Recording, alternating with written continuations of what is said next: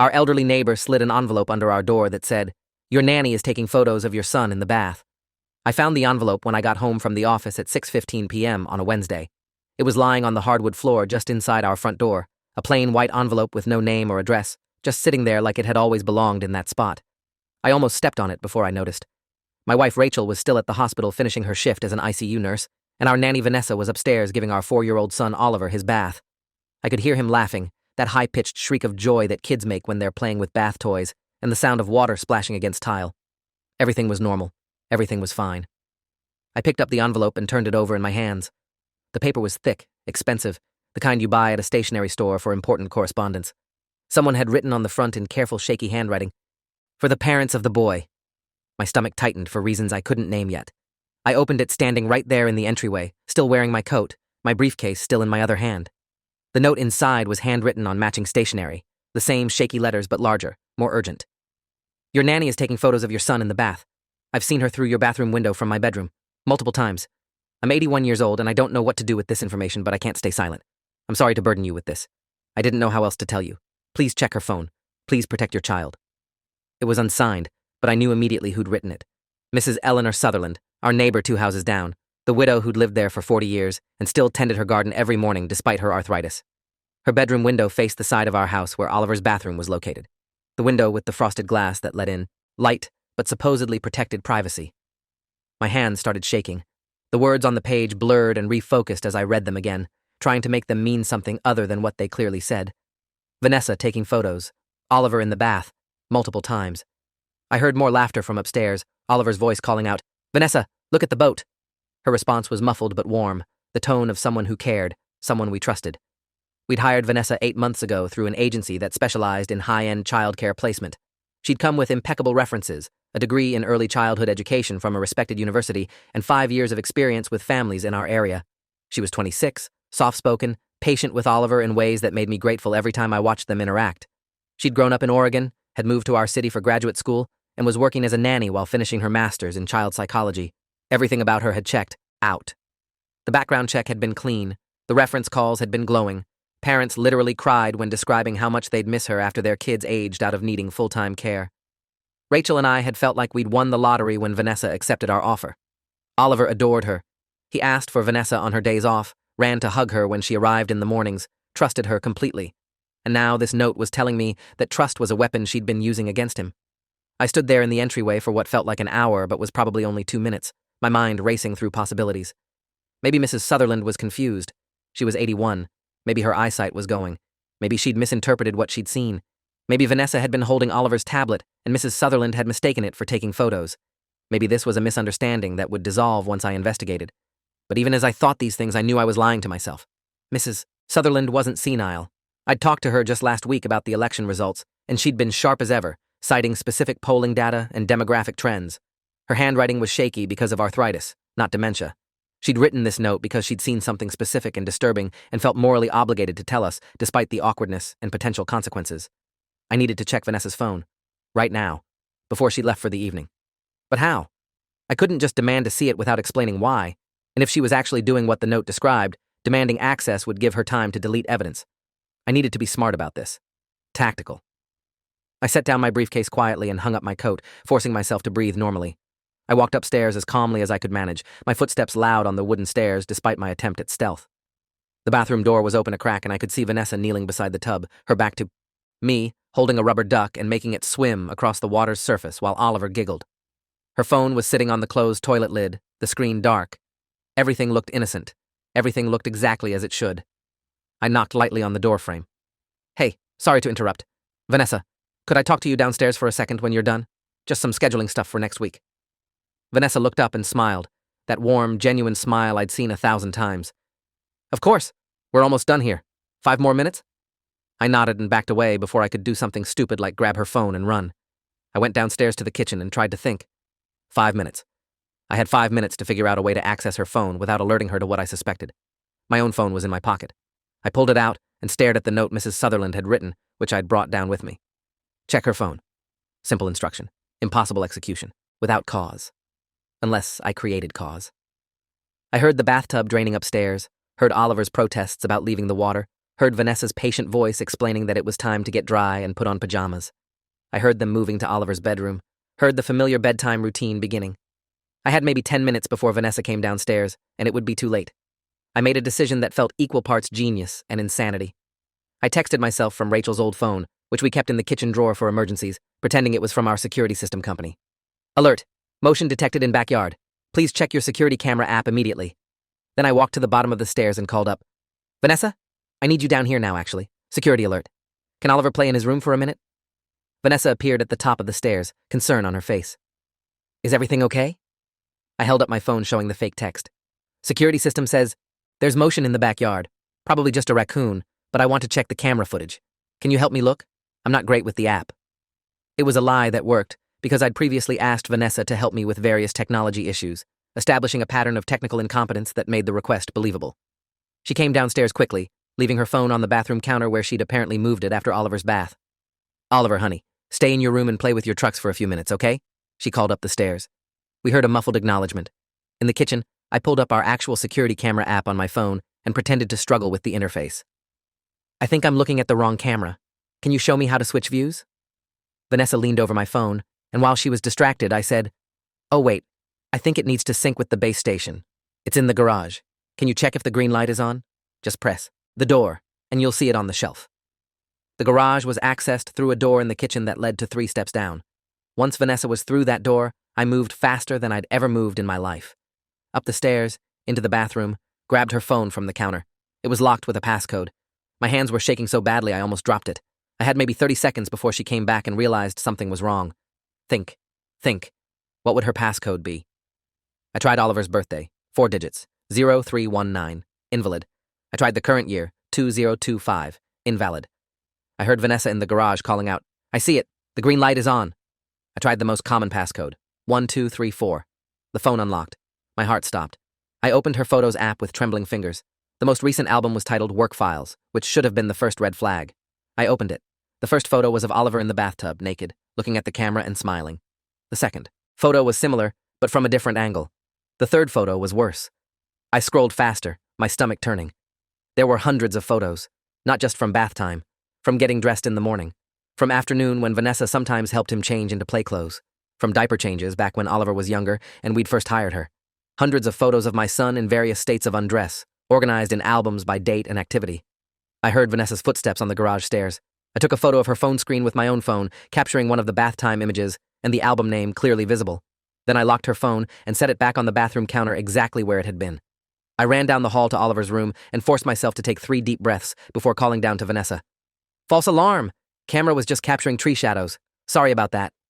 My voice sounded wrong to my own ears, too high and tight, but Vanessa called back, cheerfully, no problem, better safe than sorry.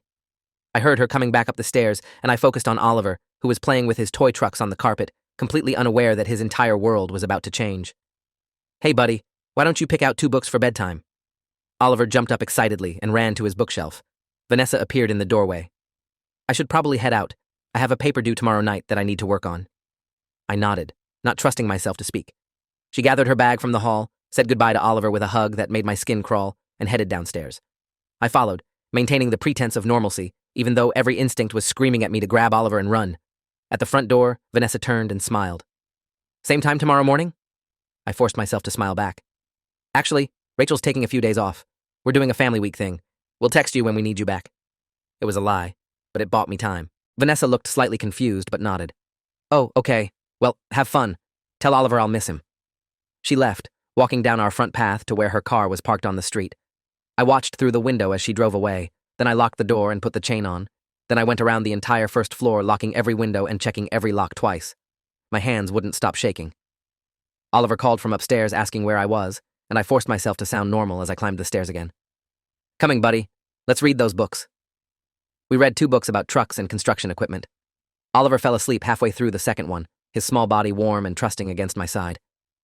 I sat there for a long time after he'd fallen asleep, watching him breathe, trying to process what I'd discovered. My phone buzzed with a text from Rachel saying she'd be home in 40 minutes. I didn't want to tell her via text. This needed to be in person. I stayed in Oliver's room until I heard Rachel's car in the driveway. Then I gently extracted myself from beside Oliver and went downstairs to meet her. Rachel came through the door looking exhausted, her scrubs wrinkled from a 12-hour shift. She saw my face, and her expression immediately shifted from tired to alert. "What's wrong? Is Oliver okay?" I handed her the note from Mrs. Sutherland. Rachel read it once, then again, her face going pale. "What does this mean? Vanessa wouldn't—" I pulled out my phone and showed her the photo I'd taken of Vanessa's phone screen, the image of Oliver in the bath, the album titled Work Files, the row of thumbnails showing similar photos. Rachel's hand went to her mouth. She made a sound I'd never heard her make before, something between a gasp and a sob. "Oh my God. Oh my God. Where is she? Where's Vanessa?" I explained what I'd done, how I'd gotten access to the phone, how I'd sent her away with the excuse about Rachel taking time off. Rachel was shaking now, her whole body trembling as she stared at the photo on my phone. "We need to call the police. Right now. Right now." She pulled out her own phone, but I stopped her. "Wait. If we call now, what do we have? A photo of a phone screen that I took without permission while illegally accessing her device. We need to be smart about this. We need to document everything and make sure we don't screw up the chain of evidence." Rachel stared at me like I was speaking another language. "Chain of evidence? Our son has been violated. Someone we trusted has been—" Her voice broke. "We need to get her arrested. Now." I understood the impulse. I felt it too. But I'd watched enough crime shows and read enough news stories about cases falling apart on technicalities to know we needed to be careful. "We need a lawyer first. Someone who can tell us how to handle this so that Vanessa actually faces consequences and doesn't get off on some procedural issue." Rachel was crying now, angry tears streaming down her face. "I want to kill her. I want to physically hurt her for what she's done to Oliver." I felt the same rage, burning hot in my chest, but I channeled it into focus. "We will hurt her, by making sure she goes to prison and can never do this to another child. But we have to be smart." Rachel took several shaky breaths, trying to compose herself. Okay. Who do we call? I don't know any criminal defense lawyers. Do we need a defense lawyer? We're not the ones being accused of anything." I pulled up my phone and started searching for family law attorneys who specialized in child exploitation cases. "We need someone who understands how to handle evidence and law enforcement in cases involving minors. Someone who can guide us through reporting this properly." I found a lawyer named Diana Park, who had a practice specializing in crimes against children. Her website listed her credentials, including 15 years as a prosecutor in the district attorney's office before starting her own practice representing victims. Her emergency consultation line was listed with a notice that she responded to urgent matters within 2 hours. I called and left a detailed voicemail explaining that we'd discovered our nanny had been photographing our child inappropriately, that we had evidence but were concerned about handling it correctly, and that we needed immediate guidance. Diana Park called back 18 minutes later. Her voice was calm and professional as she asked questions. Where was the nanny now? Had we confronted her? What evidence did we have? Did our son show any signs of physical abuse? I answered everything while Rachel listened on speakerphone, occasionally adding details I forgot. Diana Park listened without interrupting, then spoke carefully. "Here's what you need to do. First, do not contact Vanessa. Do not confront her. Do not tell her you know anything.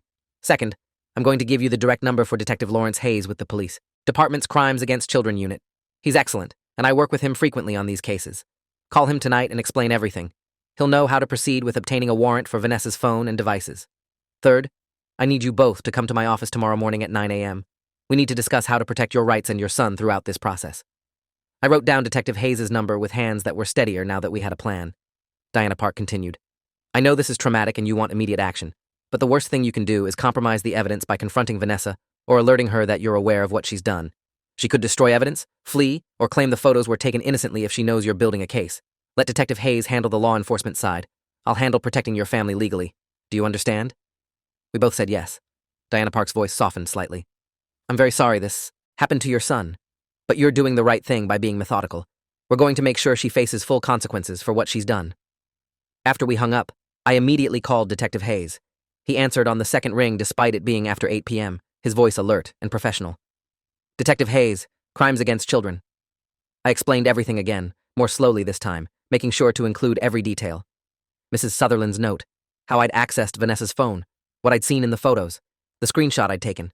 Detective Hayes asked the same questions Diana Park had asked, plus several more. What was Vanessa's full name? Where did she live? Did she have any criminal history we knew of? Had Oliver ever complained about inappropriate touching or behavior? That last question hit me hard. Had Oliver complained? Had there been signs I'd missed because I was too busy trusting someone I shouldn't have trusted? "No," I said, my voice rough. "He never said anything. He loves her. He asks for her when she's not here." Detective Hayes was quiet for a moment. "That's unfortunately common. Predators groom not just the children but the entire family. They become trusted, loved figures specifically to gain access and avoid suspicion. The word predator made everything feel more real and more horrifying. Vanessa wasn't just a nanny who'd made a terrible mistake. She was a predator who'd systematically planned access to my son. "Can you come to the station tomorrow morning to make an official statement?" Detective Hayes asked. "And bring your phone with the screenshot. We'll need that as initial evidence to obtain a warrant for Vanessa's devices." I agreed to come at 7 a.m. before our 9 a.m. meeting with Diana Park. After I hung up, Rachel and I sat in our living room in silence. The house felt different now, contaminated by the knowledge of what had been happening. I thought about all the times I'd come home to find Vanessa and Oliver, playing, reading, doing art projects. All the times I'd been grateful for her presence. All the times I'd joked with Rachel about how lucky we were to have found such a perfect nanny. Rachel finally spoke. "Do we tell Oliver? Does he need to know?" I didn't know the answer. "Diana Park will know. We'll ask her tomorrow." Rachel stood up abruptly. "I need to check on him. I need to see him." We went upstairs together and stood in Oliver's doorway watching him sleep. He looked so small in his toddler bed, clutching his favorite stuffed dinosaur. So vulnerable, so trusting. The thought that someone had violated that trust, had used their position of care to exploit him, made me feel physically ill. "We should have been more careful," Rachel whispered. "We should have supervised more closely." I shook my head. We did everything right. Background check, references, agency placement. We couldn't have known. But even as I said it, I wondered if that was true. Had there been warning signs? Had I been too trusting, too busy with work to pay attention to details that should have raised concerns? That night, neither Rachel nor I slept. We lay in bed staring at the ceiling, occasionally crying, mostly just existing in stunned silence. At 6 a.m., I showered and dressed in my most professional suit, the one I wore for important client meetings. If I was going to report my son's abuse to the police, I was going to look like someone who should be taken seriously. The police station was a gray concrete building downtown that I'd driven past 1,000 times without ever thinking about what happened inside. Detective Hayes met me in the lobby at exactly 7 a.m. He was in his late 40s, with graying hair and the kind eyes of someone who'd seen terrible things, but still cared. He led me to a small interview room with a table, 3 chairs, and a video camera mounted in the corner. "We're going to record your statement," Detective Hayes explained. "It's standard procedure and helps ensure accuracy for legal proceedings." He turned on the camera and asked me to state my name, address, and the date. Then he asked me to describe everything that had happened, from finding Mrs. Sutherland's note to accessing Vanessa's phone. I walked through each detail methodically, showing him the screenshot on my phone when I got to that part of the timeline. Detective Hayes examined the image carefully. "This clearly shows inappropriate images of a minor. That's sufficient probable cause for a warrant." He asked more questions about Vanessa. Her full name was Vanessa Catherine Reed. She lived in an apartment about 4 miles from our house. She worked for us 4 days a week, Monday through Thursday, typically 8 a.m. to 6 p.m. She had a graduate degree in child psychology and had worked as a nanny for several other families before joining ours. Detective Hayes wrote everything down in a notebook with precise handwriting. "Mr. Burke, I need to prepare you for what happens next. We'll obtain a warrant for Vanessa's phone, computer, and any other digital devices. We'll arrest her and charge her with production of child sexual abuse material, which is a federal offense. If the images were shared or distributed, additional charges will apply. The investigation will likely take several months as we examine all her devices and determine the scope of her criminal activity." He paused. "Your son will need to be interviewed by a forensic specialist, trained in child victim interviews. This will be done in a child-friendly environment and will be as non-traumatic as possible, but Oliver will need to answer questions about his interactions with Vanessa." The thought of Oliver having to relive this, having to understand that someone he trusted had hurt him, was almost unbearable. "He's 4. He doesn't even understand what happened. How do you interview a 4-year-old about this?" Detective Hayes' expression was sympathetic. "The specialist we use, Dr. Anita Kapoor, is exceptionally skilled at age-appropriate interviewing. She'll use play therapy techniques and careful questioning to gather information without traumatizing Oliver further. I know this is difficult, but it's necessary for the prosecution." I nodded numbly. Detective Hayes stood. "We'll execute the warrant on Vanessa's residence this morning. I'd like to have an officer posted near your house in case she tries to contact you or approach Oliver. Can you go home and stay there until I call you?" I agreed and drove home in a daze. Rachel was dressed and waiting, having already called in sick to work. I explained what Detective Hayes had said about the warrant, the arrest, the interview with Oliver. Rachel's face was pale but determined. "We tell Oliver that Vanessa won't be coming back. We don't tell him why yet. Dr. Kapoor can help us figure out how to explain this at his developmental level." At 9 a.m., we drove to Diana Park's office, leaving Oliver with Rachel's mother, who'd rushed over when Rachel called her explaining we had an emergency. Rachel's mother had looked devastated when we'd given her a brief explanation, but she'd agreed to watch Oliver and not ask questions until we were ready to talk more. Diana Park's office was in a modern building downtown, all glass and steel. Her office itself was more welcoming, decorated with family photos and children's artwork, the kind of space designed to make victims feel comfortable discussing terrible things. Diana Park was in her early 50s, with dark hair pulled back in a neat bun and the confident bearing of someone who'd spent years in courtrooms. She shook our hands and gestured for us to sit. "Tell me everything from the beginning. Don't leave out any details, even ones you think might be embarrassing or make you look bad. I need the complete picture to represent you effectively." We told her everything. She listened, taking occasional notes, her expression neutral but her eyes reflecting the horror of what we were describing. When we finished, she sat back in her chair. "Detective Hayes is excellent at his job. He'll build a strong case. My role is to ensure your rights as victims are protected throughout the legal process and to prepare you for what's ahead." She pulled out a file folder. "First, you need to understand the timeline. Vanessa will be arrested, likely today. She'll be arraigned within 48 hours. Her lawyer will argue for bail, but given the nature of the charges and the federal jurisdiction, bail is unlikely. The prosecution will file charges both at state and federal levels. State charges for sexual exploitation of a minor. Federal charges for production and possible distribution of child sexual abuse material. The federal charges carry mandatory minimum sentences." Diana Park looked at us directly. "This is going to be public. The moment charges are filed, the media will cover this story. A nanny arrested for photographing her client's child. It's sensational, and it will attract attention. You need to decide now how you want to handle media inquiries." Rachel spoke for the first time. "I don't want Oliver's name out there. I don't want him identified." Diana Park nodded. "Child victims are protected by law. His name and identifying details won't be released, but your names will be public as the parents who reported the crime. Reporters may try to contact you for interviews or comments." "We don't want to talk to reporters," I said firmly. "We just want Vanessa prosecuted and our son protected." Diana Park made a note. "I'll prepare a statement on your behalf that can be given to media if needed. Something brief expressing your cooperation with law enforcement and asking for privacy." She pulled out another document. "You also need to think about civil litigation. You can sue Vanessa personally, though she likely has limited assets. More significantly, you can sue the nanny agency that placed her with your family. They have liability insurance specifically for situations like this. The screening and background check processes will be examined. If there were red flags they missed or steps they failed to take, you have grounds for a substantial settlement." The idea of money felt wrong, like we'd be profiting from Oliver's trauma. But Rachel surprised me. "We should sue the agency, not for us, for Oliver. He's going to need therapy for years, maybe decades. He'll need resources to heal." Diana Park smiled for the first time. "That's exactly the right way to think about it. This isn't about vengeance or profit. It's about securing Oliver's future care." My phone rang. "Detective Hayes." I answered on speaker with Diana Park's permission. "Mr. Burke, we've executed the warrant and arrested Vanessa Reed. She's in custody. We've seized her phone, laptop, and tablet. Initial examination shows over 3,000 images of children in various states of undress, including approximately 800 images of your son." The number hit me like a physical blow. 3,000 images, 800 of Oliver. This wasn't a casual violation or a momentary lapse of judgment. This was systematic and massive. Detective Hayes continued. "We've also found evidence that Vanessa was part of an online network of individuals who trade child sexual abuse material. Some of the images from your son appear to have been shared with other users. We're coordinating with the FBI to investigate the network and identify other perpetrators and victims." Rachel made a choked sound. Our son's images had been shared, distributed to strangers. Other predators had seen photos of Oliver in his most vulnerable moments. "When can we bring Oliver in for the interview with Dr. Kapoor?" I asked, my voice strained. "How soon can we start the prosecution process?" Detective Hayes gave us an appointment for the following morning at 9 a.m. at a child advocacy center across town. "Dr. Kapoor will meet with you first to explain the process. Then she'll interview Oliver, separately, in an observation room where you can watch via video feed. The interview will be recorded for use in court proceedings."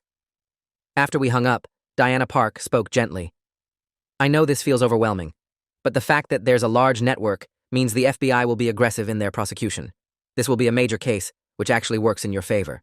More resources, more attention, more pressure to secure convictions." We left Diana Park's office and drove home in silence. Oliver was playing in the living room with Rachel's mother when we arrived. He ran to us immediately. "Mommy, Daddy, Grandma made me pancakes." His joy felt like a knife. He had no idea his world had changed, that someone he loved had betrayed him in the worst possible way. That night, Rachel and I tried to figure out what to tell Oliver about Vanessa's absence. We settled on a partial truth. "Vanessa had to go away for work," I told him at dinner. "She won't be coming back to watch you anymore." Oliver's face crumpled. "But I want Vanessa. I want her to read me stories." Rachel pulled him close. "I know, honey.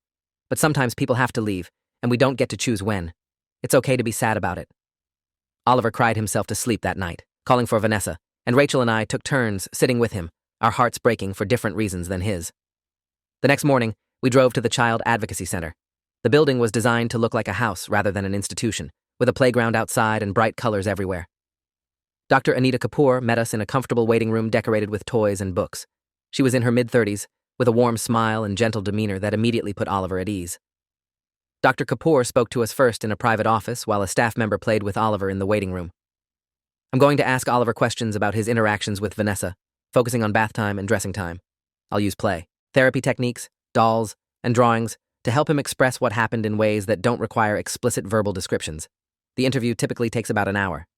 She looked at us seriously. I need to warn you that sometimes children say things in these interviews that parents didn't know, details about abuse or inappropriate behavior that hadn't been disclosed. If that happens, try to stay calm. Oliver needs to see that you're okay, that telling the truth was the right thing to do. Rachel gripped my hand so hard it hurt. What if he blames himself? What if he thinks he did something wrong? Dr. Kapoor shook her head. Children often do internalize blame in abuse situations. That's something we'll address in his therapy going forward. But for now, the goal is just to gather information for the legal case. The interview room looked like a playroom, with a small table, chairs, toys, and art supplies. There was a camera in the corner, discreetly mounted to look like a smoke detector. In an adjacent room, Rachel and I watched on a monitor as Dr. Kapoor brought Oliver in and started playing with him, building rapport before asking any difficult questions. After about 15 minutes of play, Dr. Kapoor gently transitioned to questions about Vanessa. Oliver, you know how Vanessa used to help you with bath time? Can you tell me what bath time was like? Oliver continued playing with blocks as he answered. Vanessa made it fun. She let me play with boats and we sang songs. Dr. Kapoor nodded. That sounds nice. Did Vanessa ever do anything during bath time that felt weird or confusing? Oliver thought about it. Sometimes she took pictures with her phone. She said she was sending them to Mommy and Daddy so they could see me being good. My stomach dropped. Vanessa had told Oliver the photos were for us. She'd used our names to normalize what she was doing, to make him complicit in his own exploitation. Dr. Kapoor's voice remained calm. Did Vanessa take pictures at other times too? Like when you were getting dressed? Oliver nodded, still focused on his blocks. Sometimes. She said Mommy and Daddy wanted to see my new clothes, and sometimes she took pictures when I was in my underwear because she said she needed to remember my size for buying me presents. The lies were sophisticated and well-planned. Vanessa had created explanations that would satisfy a 4-year-old's questions and make him feel special rather than violated. Dr. Kapoor asked a few more questions, using dolls to have Oliver show where he'd been touched during bath time and dressing. Oliver demonstrated that Vanessa had washed him normally, nothing inappropriate by touch. The violation had been purely visual, which was its own kind of horror. After the interview, Dr. Kapoor met with us again. Oliver didn't disclose any physical sexual abuse beyond what you'd expect from a caregiver helping a young child with hygiene, but the photographic evidence combined with his statements about the pictures being taken with permission supposedly from you creates a clear case of child sexual exploitation. The fact that Vanessa explicitly lied to Oliver about sending photos to you shows consciousness of wrongdoing. She knew what she was doing was wrong and created a cover story. Dr. Kapoor handed us a business card. Oliver needs to start therapy immediately. I'm recommending Dr. Leslie Warren, who specializes in trauma therapy for young children who've experienced sexual exploitation. Oliver doesn't fully understand what happened yet, but as he gets older and his comprehension develops, he's going to have questions and feelings that need professional support. We thanked Dr. Kapoor and collected Oliver, who seemed unfazed by the interview, chattering about the toys he'd played with. His innocence was both a blessing and a curse. He didn't understand the significance of what he'd just disclosed, didn't know he'd helped build a criminal case against someone he loved. The arraignment happened 2 days later. Diana Park attended on our behalf so we wouldn't have to face Vanessa in person. She called us afterward with an update. Vanessa pleaded not guilty. Her attorney is already trying to negotiate, but the prosecution isn't interested in plea deals. The federal prosecutor wants this to go to trial to send a message about online exploitation networks. Diana Park paused. There's something else you need to know. During the search of Vanessa's devices, investigators found evidence that she'd been documenting her exploitation of Oliver in online forums, describing her methods of gaining trust and avoiding detection. She was sharing techniques with other predators. She essentially wrote a how-to guide for infiltrating families as a nanny and exploiting children. I felt sick. So she targeted us specifically? This wasn't just opportunity? Diana Park's voice was grim. The investigation is still ongoing, but it appears Vanessa specifically sought nanny positions with families that had young boys. She'd worked for 3 other families before yours, and all of them had sons between the ages of 3 and 6. The FBI is reaching out to those families now. Other families, other boys, other parents who'd trusted Vanessa and had no idea their trust had been weaponized. Have they found the other images? From the other families? Diana Park confirmed. Yes, thousands of additional images of 3 other children. The FBI is building cases involving all 4 families. This is going to be a massive prosecution. The news stories started the next day. Local nanny arrested as part of federal child exploitation network. FBI investigates childcare workers' connection to international abuse ring. 4 families discover nanny secretly photographed their children. The reporters camped outside our house for 3 days. Diana Park's prepared statement was released through the police department. The Burke family is cooperating fully with law enforcement and asks for privacy as they support their son through this difficult time. We kept Oliver inside, curtains drawn, trying to maintain normalcy while the world outside exploded with news about what had happened. Rachel's mother came over daily to help with Oliver while we dealt with lawyers, detectives, and the mounting stress of the investigation. Oliver started therapy with Dr. Warren, attending sessions twice a week where she used play and art to help him process his feelings about Vanessa's sudden disappearance. We hadn't told him yet about the photos or the arrest. Dr. Warren advised waiting until Oliver was older and better able to understand consent and violation. For now, we just helped him grieve the loss of someone he'd loved, which was its own kind of pain. The civil lawsuit against the nanny agency moved forward simultaneously with the criminal case. Our attorney, a specialist in negligence cases named Thomas Dunham, obtained the agency's files on Vanessa. What he found was damning. Vanessa Reed applied to work for your family in January of last year, Thomas explained in a meeting at his office. The agency conducted a background check that showed no criminal history. But what they didn't do is contact Vanessa's previous employers directly. They relied on written references that Vanessa herself provided. Thomas pulled out documents. I've now spoken to all 3 of Vanessa's previous employers. 2 of them said they would not have provided positive references if asked. One family fired Vanessa after catching her taking photos of their son in the bathroom. They didn't report it to police because they didn't think they had enough evidence and didn't want to put their child through an investigation. But they would have told any agency that asked that Vanessa was terminated for concerning behavior involving their child. I stared at the documents. So the agency never actually verified the references? They just accepted papers that Vanessa gave them? Thomas nodded grimly. Correct. That's a massive failure in their screening process and creates clear liability. They represented to you that Vanessa had been thoroughly vetted. In reality, they did the bare minimum and missed red flags that would have prevented this entire situation. The civil case was settled 6 months later for $2.3 million. The agency's insurance company paid rather than risk a trial where their negligence would be exposed publicly. The money was put in a trust for Oliver's future therapy, education, and mental health care. It felt wrong to accept money for what had happened, but Rachel was right that Oliver would need resources for decades to heal from this trauma. The criminal trial began 14 months after Vanessa's arrest. Rachel and I attended every day, sitting in the gallery behind the prosecution table, watching as witness after witness described Vanessa's systematic exploitation of children. The FBI's cybercrime specialist testified about the online network Vanessa had been part of, explaining how members traded images and advice on accessing children. A forensic analyst testified about the thousands of images found on Vanessa's devices, describing the organization and metadata that proved deliberate production and distribution. The other 3 families testified about their experiences, heartbreaking stories that mirrored our own. Trust given, trust betrayed, children exploited, evidence discovered too late. Dr. Kapoor testified about her interview with Oliver, playing portions of the recorded session for the jury.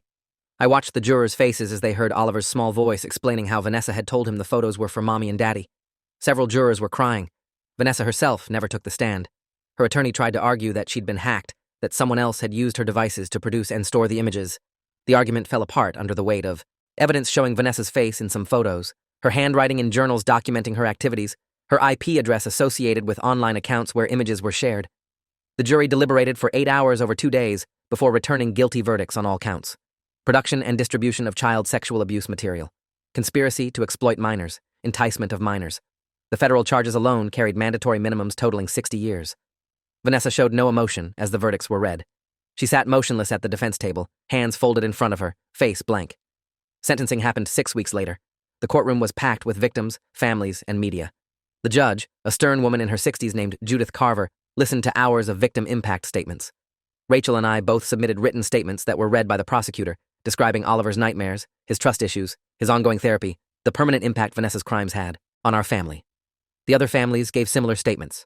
When it was time for sentencing, Judge Carver addressed Vanessa directly. Ms. Reed, you took positions of trust, caring for vulnerable children, and systematically exploited that trust for your own gratification and to participate in a network of predators. You not only violated the children in your care, but also created and distributed materials that will exist forever on the internet, ensuring these children's victimization continues long after your incarceration. Your crimes are among the most serious I've encountered in my career on the bench.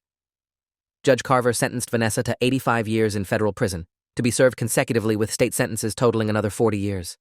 Vanessa would be 151 years old before she'd be eligible for parole. She would die in prison. As Vanessa was led out of the courtroom in shackles, She looked directly at me for the first time since her arrest. There was no remorse in her eyes. No recognition of the harm she'd caused. Just cold calculation, like she was still planning her next move. Outside the courthouse, reporters swarmed us. Diana Park had prepared us for this, coached us on what to say. Rachel spoke, her voice strong despite the tears on her face. Today, justice was served for our son and the other children violated by Vanessa Reed. We're grateful to the FBI, the police department, and the prosecution team for their dedication to this case. We hope this sentence sends a message that crimes against children will be prosecuted to the fullest extent of the law. I added, we also want to thank Mrs. Eleanor Sutherland, our neighbor, who saw something wrong and found the courage to tell us. Her warning saved our son from additional abuse and led to Vanessa's arrest. She's a hero. Mrs. Sutherland, who'd attended the sentencing, stood with us on the courthouse steps. At 81, she looked frail, but fierce. I only did what any decent person should do, she said when reporters asked for her comment. I saw something evil happening and I spoke up. More people need to speak up. That evening, we went home and had a family dinner, just Rachel, Oliver, and me. Oliver was 5 now, a year older than when this had all started. He'd made progress in therapy, but still had moments of anxiety and questions about why Vanessa had left so suddenly. We still hadn't told him the full truth about what she'd done. Dr. Warren said we'd wait until he was 7 or 8, old enough to understand concepts of privacy and consent and violation. For now, Oliver knew only that Vanessa had made bad choices and wouldn't be coming back, and that it wasn't his fault she was gone. That night, after Oliver was asleep, Rachel and I sat in our living room with glasses of wine, exhausted but feeling something like closure for the first time in 14 months. It's not over, Rachel said quietly. Oliver's healing is going to take years, maybe his whole life. I nodded. But she can't hurt him anymore. She can't hurt any child anymore. That's something. Rachel leaned against me.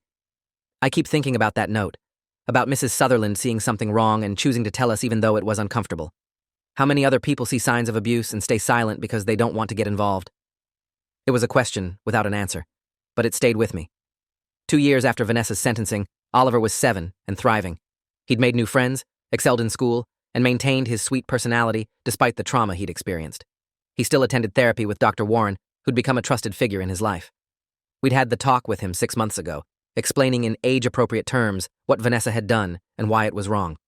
Oliver had cried and asked difficult questions, but with Dr. Warren's support, he'd processed the information without the shame or self-blame we'd feared. Rachel and I had become advocates for stronger background check requirements for childcare workers and mandatory reporting training for all professionals who work with children. We'd testified before state legislative committees, spoken at conferences, and worked with organizations dedicated to preventing child exploitation. If Oliver's suffering could prevent other children from experiencing similar violations, that small redemption mattered. Mrs. Sutherland, now 83, remained our close friend and Oliver's unofficial grandmother. She often said that leaving the note had been the hardest thing she'd ever done, but also the most important. I was afraid you'd think I was a paranoid old woman, she told me once over coffee on her porch. I almost didn't do it. I almost convinced myself I was seeing things wrong. I thanked her for the 1,000th time for trusting her instincts and having the courage to speak up. One afternoon when Oliver was playing in our backyard, I stood at the kitchen window watching him, and I thought about all the small moments that had led to his protection. Mrs. Sutherland happening to look out her window at the right time, her deciding to write the note instead of staying silent, my decision to check Vanessa's phone despite not having permission, Detective Hayes building a thorough case, the FBI's investigation revealing the network, the jury returning guilty verdicts, Judge Carver imposing maximum sentences. Each moment had been necessary. Each decision had mattered. Oliver called out asking me to come play, and I went outside into the sunshine, grateful for the simple gift of my son's laughter, his trust, his resilience. Vanessa had tried to steal his childhood and his innocence. She'd failed. Oliver was healing, growing, thriving, and Vanessa was in prison where she belonged, where she could never hurt another child. That evening, I found the note Mrs. Sutherland had slid under our door 2 years ago. I'd kept it in a drawer, evidence of how everything had started. The shaky handwriting, the urgent message, the apology for burdening us with terrible knowledge. I thought about how different our lives would be if she hadn't written those words. How much longer Vanessa would have had access to Oliver. How many more images would have been taken. How many more predators would have seen my son in his most vulnerable moments. I put the note back in the drawer, a reminder that vigilance matters, that uncomfortable truths need to be spoken, that protecting children requires courage from everyone in a community. And I thought about what I'd tell anyone who ever faced a similar situation. Trust your instincts. Speak up. Document everything. Get legal help. Protect the evidence. Fight for justice. And know that even when systems fail, even when trust is betrayed, recovery is possible. Oliver was proof of that. Thanks for watching till the end. Make sure to subscribe and like to not miss the next story.